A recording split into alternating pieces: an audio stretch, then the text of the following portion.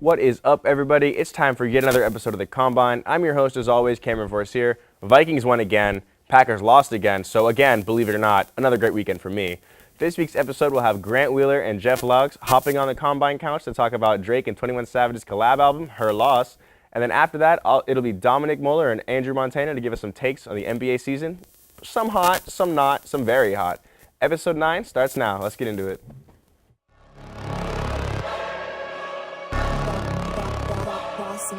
Things gon' change when I really hit the field. Undefeated champs, man, you know what's the deal. Tryna find a kid, I'm in the field doing drills.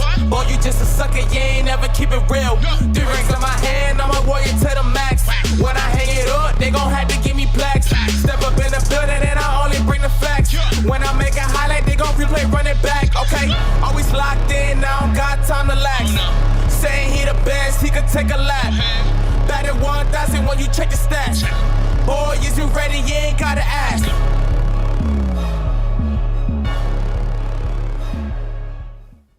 Welcome back. I got Bet's co-host Jeff and Drake superfan Grant here, both of which have already been on Combine. It's time for yet another music segment. Boys, how y'all feeling? How was the weekend? Introduce yourself.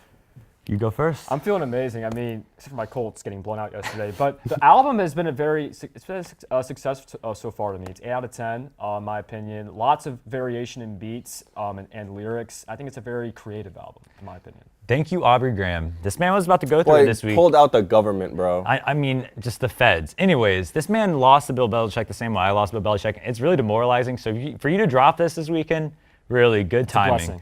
Perfect timing if we're going to be exact. Am I going to be joining the Lost to Bill Belichick club in a few weeks, Thanksgiving? I don't know. All right, so we're going to talk about highlights from the album, as always. Talk about an album. So top 3, top 5 songs. What stood out to you, whether it be lines, references, songs in general? I know you guys talked about the production was crazy. I just want to drop my top 5 real quick. Treacherous Twins, a banger. Hours in Silence, that might be number 1 after listening to it like 8 or 9 more times. That thing is going to be a classic. Spin About You. People are talking crazy about Spin About You, but I like hearing some soft 21 Savage, some soft Drake. It gets me in my feels, late night drives, have the sunroof down. It feels nice. And then Middle of the Ocean. I need a whole album like this. Middle of the Ocean almost sounds like the Time in Place series from Drake, where like it was just him just relaxed on a flow. Yeah. And like obviously he didn't have that because 3 AM in Greenwood was 21 Savage. I mean, it reminds me of stuff like that. And then Rich Flex is the best intro to an album for a duo album I've heard in a minute. It's almost as good as 42 Doug and not T Grizzly. 42 Doug and ESTG's opening track to their album. So how are you feeling, Grant? I'm feeling good. Our top 5 is kind of similar as well. Number 5, I have On Bullshit, on BS by 21 Savage, which, by the way, is his, in my opinion, the best Savage track on the album. Number 4, Hours in Silence. Number 3, and Millions. Number 2, Spin About You, because it reminds me a lot of So Far Gone, the Drake back in 2009. And number 1, Circo Loco. I know it's a big time sample, but it sounds so good. I love that. That's probably 2 behind Hours in Silence. I like Jumbotron Poppin'. I like Middle of the Ocean, but between Circo Loco and Hours in Silence, I'm kind of going back and forth between those 2. So any like lines, like the Meg Thee Stallion. How are you feeling about the Meg Thee Stallion line, where it's a mess, but how are you feeling about that line? I mean, it's just politics at the end of the day within Toronto. I mean, Drake's not going to go after another Toronto kid like Tory and, this. I don't know why he has to bring up the situation. I feel like there's some other stuff going on inside that none of the fans know.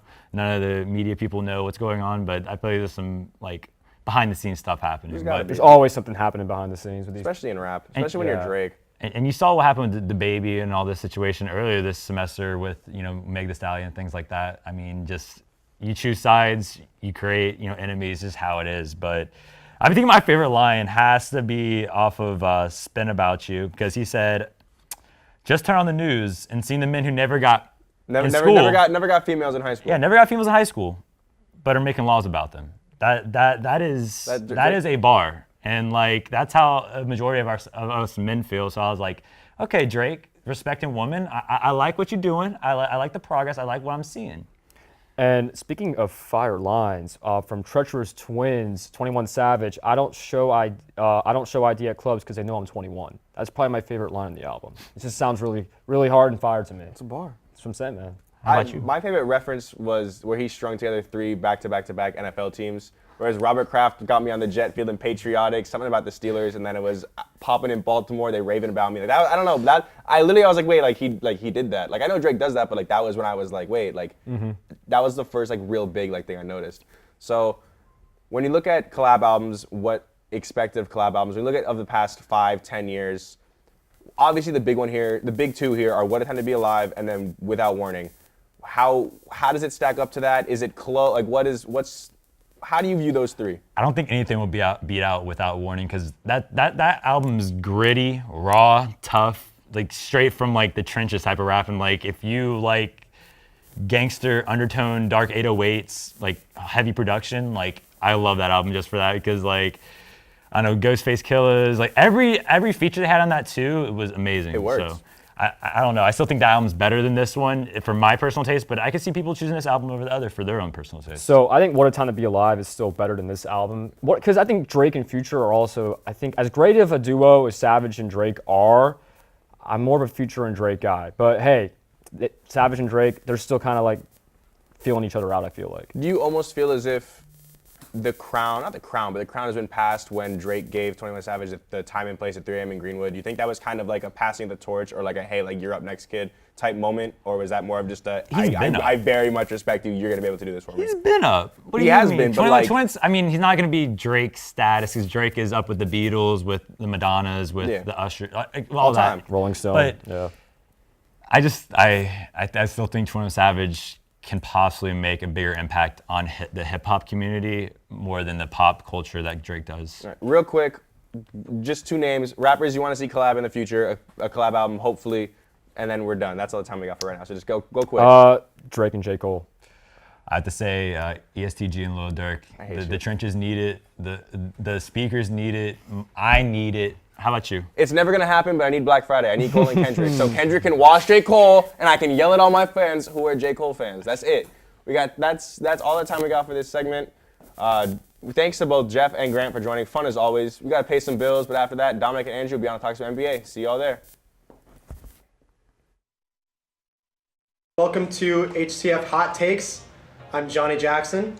We've got Emily Aaron to my right and Maluka Costa to my left. Hello and welcome to our segment of Hot Ones. I'm here with Noah Kemper and Grant Wheeler. Yep, I knew that. Grant Wheeler. Listen, I'm a Bulls fan, but I just can't ever argue against LeBron. I watched him my whole life. I've been going back and forth with this debate for a long time. It's got to be Michael Jordan. Whatever she wanted. I would wake up in a maid costume for Doja Cat. Brutal. Jeffrey Laux, no question. Richie, I would give it to Richie. It is not Richie. It is not Richie. No, it's Jeff. Richie's pronouns are he, they, because he cannot be him. What? Oh, wait a second. I'm gonna have to also agree and say Jeff. He always is spiffy. It might be Cameron. Cameron's had some good fits. Out of the women, Norelli always dresses really, really cute. Oh, that went so awful. It's basketball. College football, I think, is the best sport to watch. If you don't like soccer, it's because you suck at it. I think college football is the best. Thanks for watching.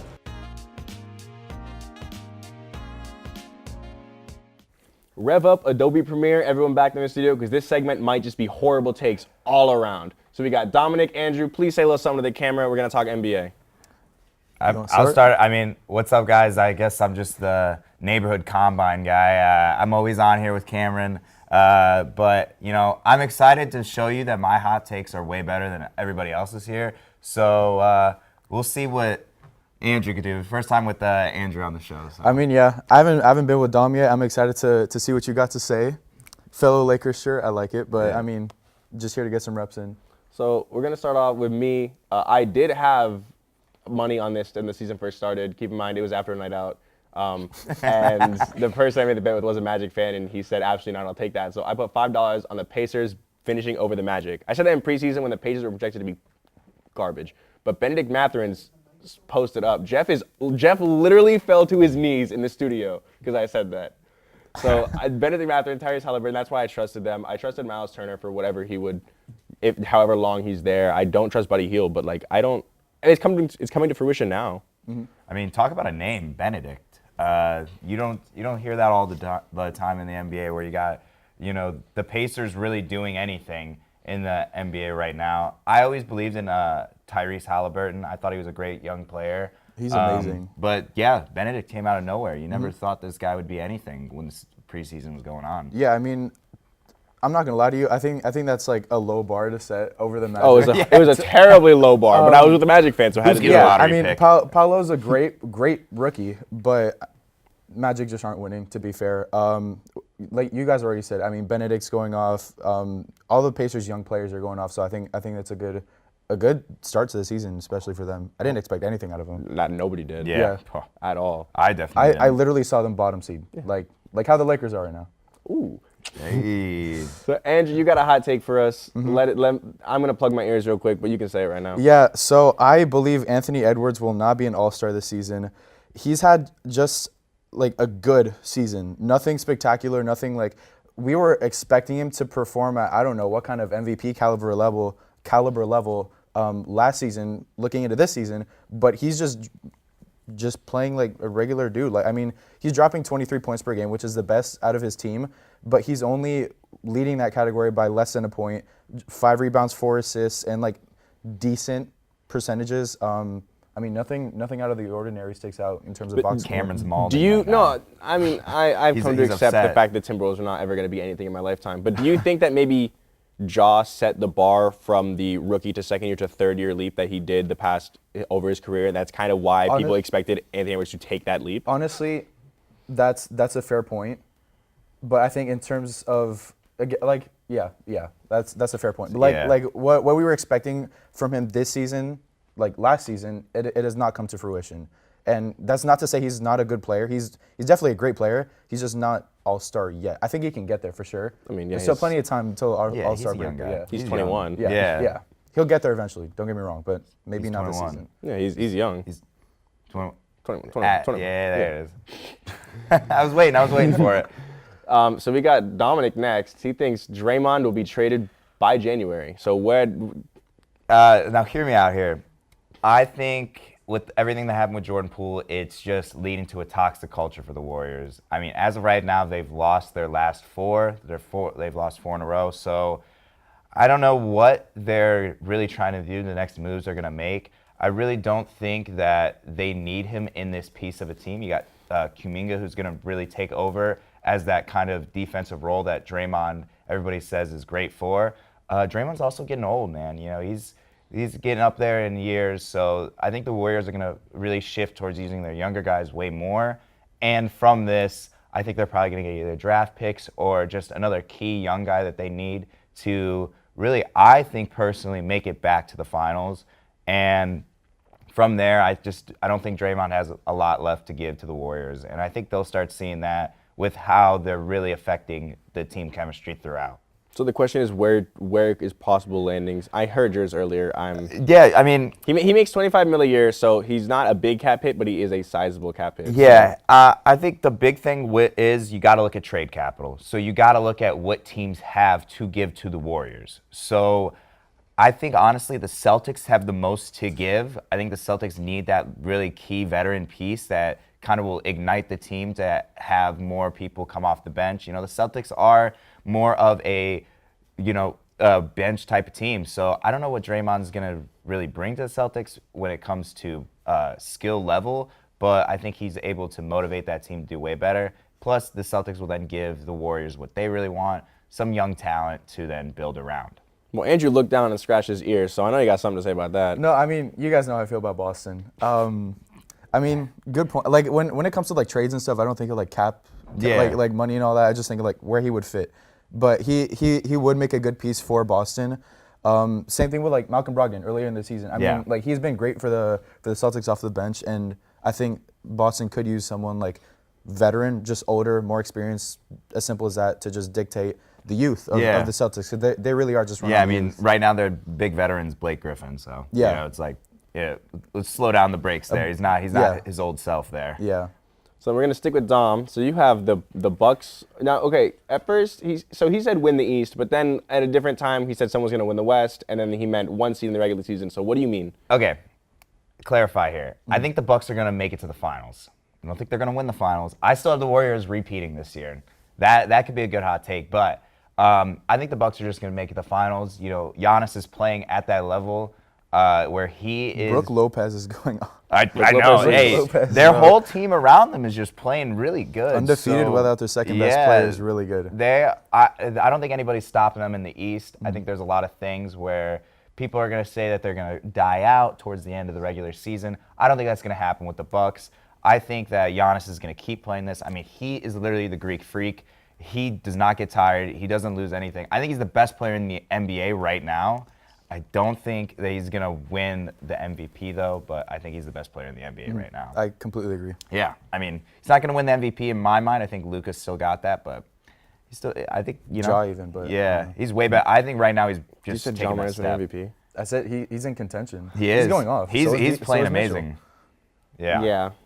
So speaking of a former MVP and a potential MVP, Andrew, you have James Harden ending or just being better than Embiid this year. Yeah. So I mean, Embiid, he has taken an objective step down since last season, where he was like almost MVP. But at this point, Philly really is running their offense through James Harden, and just by nature, you're not going to have the ball as much if you're Embiid. James Harden's dropping 22 points and 10 assists, which is huge, on top of 7 rebounds, which is like, it's kind of reminiscing those Houston days, maybe even Brooklyn days, where he had a stretch of like MVP caliber basketball for, I don't know, a couple weeks. That's kind of what it's given off, and I feel like he's going to keep doing that throughout the season, because with the exception of the next like month while he's hurt, I don't think there's any sign for him to slow down. And that's the thing with Harden, though. Harden starts out so hot. I mean, this guy is lights out. When he was on the Nets last year, they were like, okay, the Nets are going to win the finals. It's a no-brainer. Harden's going off. But he gets to that age where he is just done. Regular season, at the end of the regular season, he always burns himself out. And then when it comes playoff time, he is just tired, sluggish. And that's where I think Embiid, I don't think you could say he's better than Embiid, because Embiid really keeps condition. I think he's had a really bad stretch at the beginning of the season. He has. I mean, if you're a Lakers fan, you might want to just, sit this one out by talking about how people have had bad stretches at the beginning of the season. So I don't know, man. I think it's a big stretch. Harden's just so old. I think he'll be burnt out. If he keeps playing like he is right now, I'll throw my hands up and I'll give you the win right here. Give me the take, yeah. I mean, I don't think he's going to be better than Harden. you have a point, but I Embiid. think we haven't really seen Harden in a legitimate like playoff setting in a while, because he was doing great in Brooklyn, and then he did, like you said, regress, and then in February he just switched to Philly. So I mean, I don't know. Yeah, he went towards the very end of the that's year. fair, He didn't Yeah. like, now that he had the full offseason with Embiid and even with Maxey, who he's running 1A, 1B with, yeah, like Maxey, yeah. that gives him more opportunities, obviously, but that gives him more familiarity with the offense. So Yeah. I got ready. Dallas is not going to be a top 6 seed in the West. And I have Dallas playing in the play-ins. I understand Luka is Luka, but I think losing Jalen Brunson hurts them that badly. I think that Luka is kind of injury prone. He did miss 20 games last year if you want to include the playoffs, 17 regular season games. I think that's enough where when you lose Luka, who is he's averaging 36 a game right now. If you lose him and you don't have that Jalen Brunson to back up on, I don't see their ragtag role players doing anything better than what the Clippers did last year without anything else, without Kawhi and Paul George, where they were the 8 seed. This is a hot take. It's supposed to be. It's supposed to be, I it's supposed to be dumb. I'm it's supposed to be waiting. stupid. I'm Yeah, waiting. no, but like I agree. it's my Man. thing is like, if one thing goes wrong and that one thing is Luka getting injured, everything's gonna go wrong for that team. Fair. Yeah, that's fair. But you saying that they didn't add anything, Christian Wood. But they lost Jalen Brunson. Jalen Brunson is more of a he did a lot for the Mavericks, but what the Mavericks really needed was that solid big man. You saw it throughout the whole playoffs, towards when they played the Warriors even. They needed that solid big man that could kind of limit the physicality that Luka was taking every game. Luka was consistently getting guarded by a bigger, taller, more dominant type of player. He was getting tired. He was getting physically injured. I think with Christian Wood now being there, they have to put more of a bigger type of role on having him guarded, and Luka's able to kind of run a pick and roll type offense, which he's very used to. You see it now. He's playing out of his mind this season. Christian Wood was one of the most effective and efficient role men in the NBA last year with not a real point guard. Yeah. So with Luka, yes, but without, like, I'm just saying, it all. Oh yeah. It's, Oh yeah. I mean, without Luka, there. I mean, even last season, they weren't like they were the 6th seed, or like they were the 6th seed. exactly. They still have some issues with seeding. I think making the play-in isn't the worst, but I don't know. And We'll The cover this plan's a more. shot. The We'll plan's a cover this. shot. We'll cover my thing more when Dom's final take, because it does directly Yes. relate to that. Yes. My next take, I have the Cavaliers making the NBA Finals. I'm ready. The Cleveland Cavaliers are winning the East. I don't care. I've seen enough. Evan Mobley and Jared Allen being absolute menaces, protecting the paint. Donovan Mitchell, I'll admit, I don't care. I was a Donovan Mitchell doubter. He was a volume shooter, a volume scorer, and when they weren't going in, it wasn't working. You saw in the playoffs when he tried to play hero ball, but having Darius Garland allows him he doesn't have to do that. Having Evan Mobley and Jared Allen, he doesn't have to. They've been crazy. Are these only Lakers highlight? Like No, only the Against the Lakers, right? No, it's just the Word. first game is the Lakers. The next game I want to say is the Celtics, just for a little bit. Okay. Don't worry, I didn't do you like that. Don't worry. I would have laid no ahead I of was time. gonna say no. Like at least a little variety. Please, Yeah, I had but, like, to come wear the on. Westbrook jersey a little bit for you. I know. You know, Help me out, bro. It's okay, man. It's Yeah. okay. One day. I mean, I'm not upset with that pick. I'm just kind of on edge about the size of, like, obviously Donovan Mitchell and Darius Garland defensively. Like, if you're going up against someone like the Bucks in the Eastern Conference Finals, there's not much you can do against someone like Drew Holiday, given his size and his defensive ability. On top of his offensive playmaking, I mean, he's still a really good offensive player, playmaker for the Bucks. That's my real concern for the Cavs. Plus, like, just kind of a lack of experience. Yeah, because I mean, the Cavs are realistically, if they're gonna make it to the finals, they have to play the Bucks or the Celtics. Realistically, Yeah. I don't think maybe the 76ers, but I don't think any really. I think the East is really cut and dry. You know where your top teams are. The West is more up for grabs, but yeah, I think you got. That's the big thing. I was gonna say with Garland, he's such a smaller type of guy, but he is able to play offense at such a high level where him and Donovan Mitchell kind of, are one and one. They're just battling with each other, and I think this Cavaliers team has really taken a big step this year. So, you know They're what? playing great. Listen, bro. I like the sound of what you said. Where If it Ricky was Rubio like does that. not tear his ACL, they win it all. I'm done. Coming from a Timberwolves fan. Exactly. Okay. Andrew, your next one. Lauri Markkanen, top 3 most improved finalist. Yeah, I think that's He's playing Yeah. really well. He's playing really well. unless something changes. Yeah. Unless something changes with the roster or with his health, I think he's on that route to become a top 3 MIP candidate. Again, there's other players that have taken a huge leap this year, but he's jumped up like 7 points, 3 rebounds, handful of assists, and a decent amount for defensive stats. On top of the fact that the Jazz are destroying the West. Yeah, Dominic, I need you to tell us your West take that you said, and then you said maybe I should have put this in. Okay, here we go. I said Put the camera on him I said that the Jazz were gonna be the number 1 seed in the West. I think they're gonna be the number 1 seed in the West. I think if they become the 1 seed, it's going to be like the rest of the late 2010s where they win the 1 seed, but then nothing happens. I mean, this is why I said they were the 1 seed. I didn't say they were gonna, make it anywhere farther Just than that. I think they're gonna clarifying. probably fall apart in, the playoffs. But I think the Jazz are really looking good. They're playing helpful, collaborative basketball. So that's no one's selfish. Colin Sexton is this dog that he's really playing with. I don't know if you guys watched Colin Sexton in high school, but Oh my gosh, he, bro. young bull. I watched him 3-on-5 my Colin college Young. team. Yeah, I so- literally watched him 3-on-5 my college team. He has that hunger. I don't know if you guys have been watching him play lately. He has that grit back. He's really playing hard. Where on the Cavs, he was I think he got complacent. I don't think he. He was also hurt and behind Darius once he took a step Yeah, up, I don't think but- he was playing with that chip on his shoulder. So your final. That was not his hot take. That was his hot take. Don't worry. I'll just speed this up because it's like a kind of hot take. But Luka winning MVP. I mean, it's a no-brainer. I think he's the favorite. But like I said, Giannis is the best player in the NBA. But Luka is gonna have those stats. He's gonna have everything where he's gonna win MVP. He's gonna be like a Jokic last year type of player. He was my preseason pick for MVP. Yeah, I mean, it's just a little, throw in there. He was also the Vegas favorite, so it's not a hot take. But Yeah, whatever, man. you you it's saved definitely yourself going with up. It's the a hot Jazz. take with Giannis being the best player in the NBA. You saved yourself by saying the Jazz are going to be the 1 seed in the West. Yeah, well, they are. Watch. Oh, okay. Hello. Like the Lakers. The Lakers fans right there. No. I'm and saying the Kings right here. Lakers are expected to be bad, but weren't the Timberwolves supposed to be? I know it wasn't your take. It was not my take. It was someone. Do not put that in my mouth. I know it was Jack's Hey. take, but Pause. Timberwolves were supposed to be what was it like 6-1? Yeah, we the started first off with a 7 really games? soft schedule. Just and then shout we out. We're dropped. talking about bad takes. Hey, shout out the lottery. That pick must have this been on the year. vlog somewhere. It's on. I'll It's on the send you combine that. somewhere. What It's you on the mean? combine. Yeah, Jack. Sure, Jack was yeah. out here talking crazy. Exactly. So we got the East 11. So we're going last team out. So the East 11 seed, real quick. Dom, you took care of the East. Who's your last team out? I got the Magic, believe it or not. You know, Paolo, I'm not going to lie here, okay? I want to say something about Paolo. I never thought he should have been the first pick. I thought he was a complete bust. He is playing like young LeBron right now. I mean, he's leading. I don't know if I don't have this in there, but he's leading in almost every category for the rookies. I mean, points, assists, rebounds.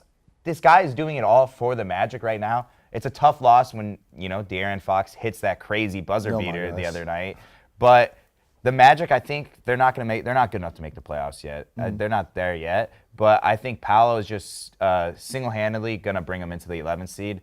And I mean, wow, this kid is a real talent. He surprised me. My pre-draft pro comparisons for him was like Pistons, Blake Griffin, who was dishing out assists at a career high rate. It was if his defense develops, he'd be like Chris Webber. But the biggest one for me was probably the 1 year Julius Randle decided to play basketball. Like that was like the biggest. That was like the biggest. It's tough. Knicks fans are crying. Ezra's right now. down bad. Yeah. Andrew, West 11 seed, last team out. What's up? My West 11 seed is the San Antonio Spurs. They've had a good start to the season. Since then it's definitely gone downhill. But I mean, there's only so much you can do when you have Keldon Johnson as your best player. I mean, I think the West is, like you said, it's up for grabs. But there's also like a sort of a division line, kind of. I don't know. There's like the top eight seeded teams right now. Then below them, like I don't know, Minnesota, Oklahoma City. They're like, I don't know, like young. It's a lot of logjam of young talent between 6 and 10. Well, that's the thing. That's the point of playing. Spurs just got rid of Primo too. I mean, yeah. Yeah, But they had to. I think the Spurs are just slightly below that tier, and I think 11th seed is like where they're going to be just dwelling this So season. are the Kings making the play-ins? Are the Kings higher or lower than the Spurs? I'm going to say lower. I'm gonna say they're say 10. lower. I'm gonna say the Kings are 10. Maybe the Kings take the 11th seed, and Spurs are. I think the Kings are better than the Spurs, but I don't know. Just pop. But they're the Kings. Yeah, and the Kings. Lakers about to be 12 But seed they're the though. Kings. Let's go. Lakers about to be 12 seed. And Pelicans are going to get Victor Wembanyama. Whatever. Every time I try and pronounce his last name, I mess up. Wembanyama. Worcestershire. Yeah. Worcestershire. Word. Victor Worcester. So that's all the time we have for this part of the episode. Thank you to both of y'all for joining. Put me on cam 1. I'm going to do a little rant about the World Cup. So in just about 2 weeks, the World Cup does kick off. Qatar, a country that is home to some of the worst human rights violations, bribed its way to host the biggest sporting event in the world where tons of cultures will clash. Qatar, a country with a near zero tolerance policy for homosexuality and drinking alcohol, is hosting the entire world. So let's ignore the fact that people drinking alcohol outside of designated zone is punishable by law. Let's ignore a member of British Parliament, or whatever they call it across the pond over there, telling people to just suck it up and respect the culture, and you have to live with it, even though they don't. They're not. It's a mess. What I can't ignore is the public paper trail of bribing that FIFA officials made them quit. It just resulted in a bunch of the higher-ups just quitting their job, getting fired. The president of FIFA stepped down. It was just too much. What I can't ignore is the estimated $220 billion that Qatar has shelled out just for infrastructure alone, whether it be stadiums, hotels, a mall they're building, any sort of public transportation, anything just to be able to host. What I can't ignore is the weather is so hot. It gets like 120 degrees in summer that they had to move the World Cup to winter for the first time in history. FIFA specifically bent the rules to cater to an oil country that had nothing in place to host anything when they won that bid. I remember, I want to say it was 2010 when they won it. I did a little paper on it in high school, and I was like, wow, like this, it shouldn't happen. What I can't ignore is the death toll of migrant workers that's ranging anywhere from, I've seen 6,500 to 17,000. What I can't ignore is taking people from Nepal, taking their passport, sticking 20 plus of them in dorm-sized room without proper beds or proper air conditioning or anything like that in Qatar. The World Cup being in Qatar is a slap in the face of a country like Morocco that bids every single cycle and always have everything. I hate everything about the World Cup being in Qatar. That's it. That's all for this week. Thank you all for my guests for being on. Next week, World Cup show. I know I just slandered it. Next week, World Cup show. Me, Ron, Ezra, Jeff, and Luca. World Cup special. Make sure y'all tap in. Peace.